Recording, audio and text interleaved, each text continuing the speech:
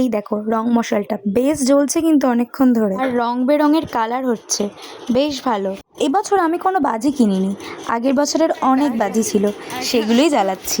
আর শুভম কয়েকটা বাজি আমাকে দিয়ে গিয়েছিল। তোমরা হয়তো আগের ভিডিওতে দেখেইছো আমি বাজি কিনতে গিয়েছিলাম, আমি কিন্তু গিয়েছিলাম শুধু, আমি কিচ্ছু কিনিনি। শুভম বলল যে আমি নিচ্ছি, ওখান থেকেই তুই কয়েকটা নিয়ে নিস। যে দেখো এটা যে ও জ্বালাচ্ছে, এটা আগের বছরের, তাই জন্য জ্বলতে অনেকটা দেরি করছে। কাল ছুটি নেই, মনটা ওই জন্য খুব খারাপ। ভেবেছিলাম যে আজকেই সারা রাত দুজনে মিলে জাগবো, ওর ছুটি এটাও জানতাম, কিন্তু হঠাৎ করে ওর ছুটিটা ক্যান্সেল হয়ে গেছে। কি আর করা যাবে, আমি একাই রাত জাগতে হবে। আমি কিন্তু খুব একটা ভালো ভিডিও করতে পারি না, তাও চেষ্টা করি, তোমরা জানিও কেমন হচ্ছে। আর এই দেখো চরকিটা অনেকক্ষণ জ্বলছে, দেখো ছোটোবেলা এইগুলোর ওপর পা দিয়ে লাফাতাম। এইবারে কেন জানি না আমার বাজি ফাটাতে খুব ভয় লাগছিল।